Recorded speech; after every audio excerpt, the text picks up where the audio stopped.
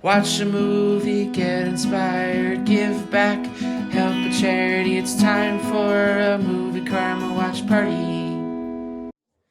Hi, everybody. I'm Jared Milrad. Welcome to another Movie Karma watch party and conversation. This is a series that we're doing to celebrate and recognize socially conscious, underrepresented filmmakers in the industry to really help foster a sense of diversity, equity, inclusion in entertainment, as well as a focus on social impact. And today we're really excited to have an incredible filmmaker, Diane Paragas, who's going to be with us.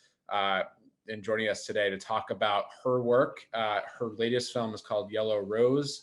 It's an independent film. It's getting a lot of attention, and I had a chance to watch it, so I'm excited to talk to Diane today about it. We're also joined by Kiana Madani, who is one of our board of advisors, and Kiana is joining us, also an actor and producer herself. Kiana, thanks for joining us.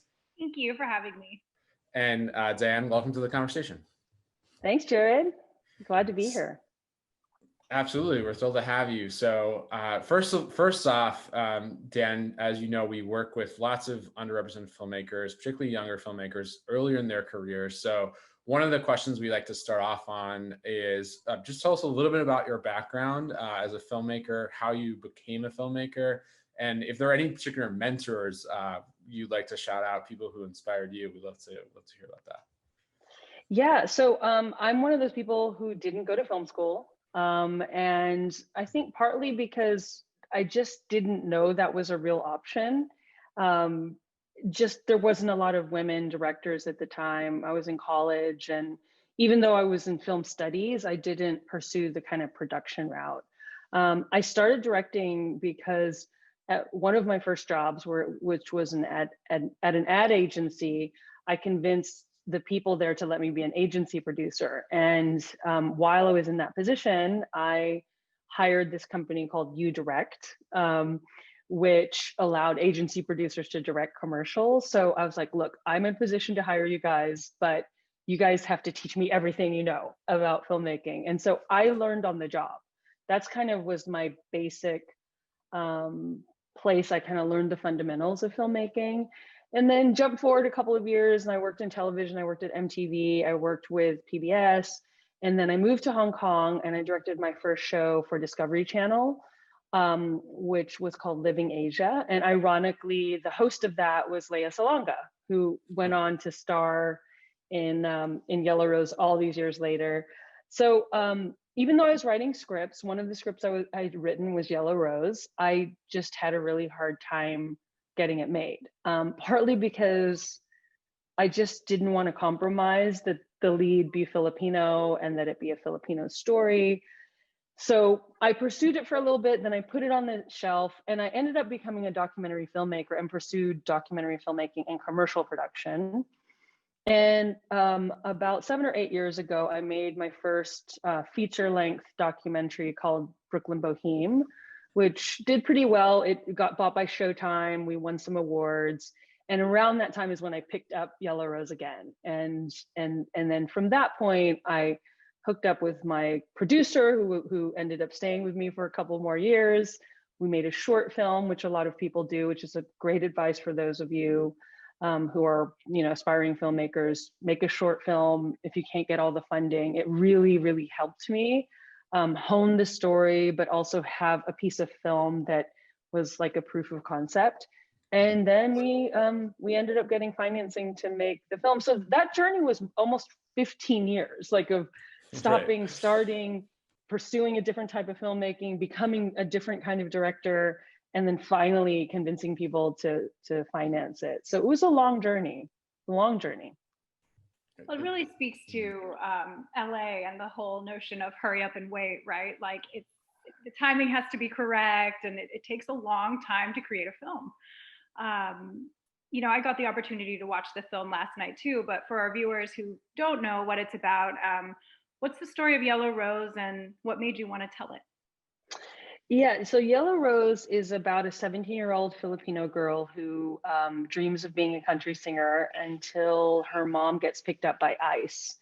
And she's forced to kind of find a new home, but in the process, she ends up finding her voice. And and has to make the tough decision whether to pursue that dream or to go back to this land that she knows nothing of with her mom.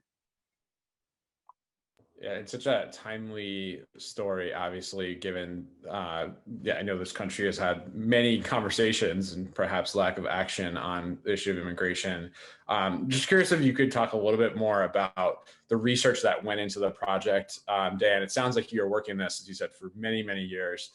So what sort of drew you to this particular topic, and what research did you have to do, if any, on issues around ICE and immigration and DACA?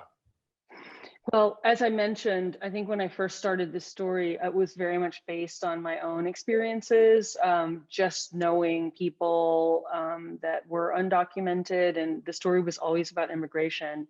When I kind of went into phase 2, when I kind of really hunkered down, I in fact met the person who would end up being my producer. She was working at the Philippine Legal Defense Fund, where I had intended to do a lot of research. And because I had a documentary background interviewing people, and actually made a short film about all these families who had been put through the system, had been sent to detention centers, a lot of their stories and those interviews that I did found themselves making their way into the narrative. And I made a short film, and I also interviewed Jose Antonio Vargas, who's one of the leaders of the undocumented movement. I think he even sort of really pushed the term undocumented into the sort of cultural zeitgeist. And he has been and continues to be a supporter and a consulting producer on the film. So I did a lot of research kind of leading into it. And of course, by the time we got our funding, Trump had won the presidency, and I actually changed the script to incorporate more of the type of story that would highlight what happens when the mother went through the system, and also just what it's like to be a kid when you're separated from your family. So kind of we were in the worst of it when we were shooting, and of course it's still terrible now, but all the stories of people, of kids in cages and just these brutal separations were happening while we were shooting. So it's kind of rare to shoot a social issue narrative, particularly when it's happening. Oftentimes it takes a couple of years and then we reflect on it. But in our case, we were shooting it. And I think during our shoot, there was a headline in the Austin American-Statesman that said they were 100% more arrests and immigration raids in Texas than the previous year. So we knew when we were shooting it that there were raids happening as we spoke in this city at that moment we were shooting it. And it just broke all of our hearts, from the actors to the crew and everybody. Yeah, that's super, super powerful.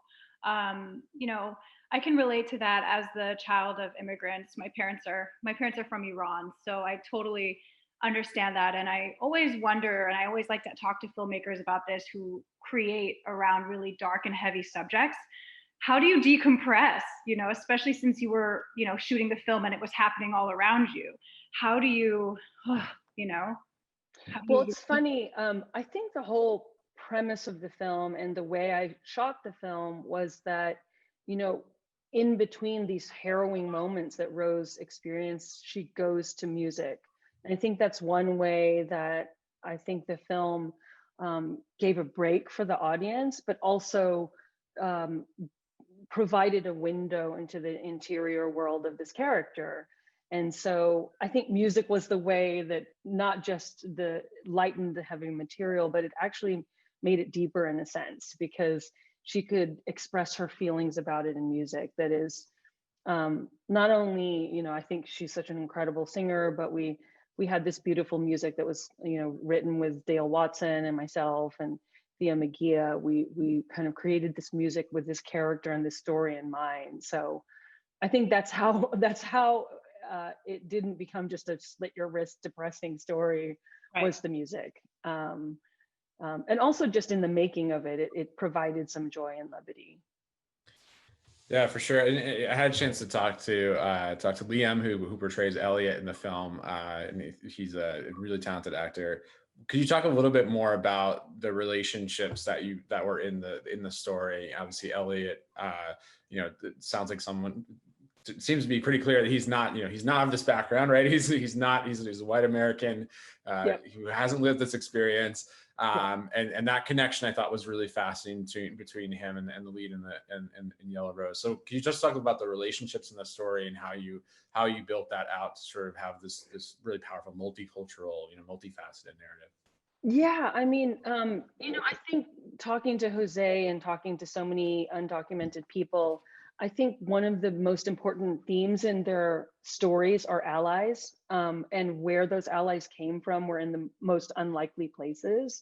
And so that was a big theme in the film, is that I kind of wanted to show an alternative America. And to me, the America that I've experienced, as much racism as I did experience, and I experienced a lot growing up in a small town in Texas, I had probably equal parts of compassion and allies and people who supported me. So I think that was really important to show this sort of wide array of allies, so Rose's mom, starting from the mom being such a person who made this decision as a sacrifice, and the mom has a friend who is Mexican and she ends up getting arrested, and then Rose meets another person who has been undocumented, and then Elliot, who kind of has a crush on her but gets kind of thrown into this world and kind of educated and schooled about what it's like, down to Jolene and Dale, who are kind of like the country icons that support her and help her. So and then some other characters you'll meet along the way that I think show some kind of empathy towards her, which is probably the message of the film is about having compassion. Hey everybody, I'm Jared Milrad, the founder of Movie Karma. Thanks so much for stopping by our page. Make sure to like, subscribe, and share this channel with your friends and family so we can continue to transform entertainment into action.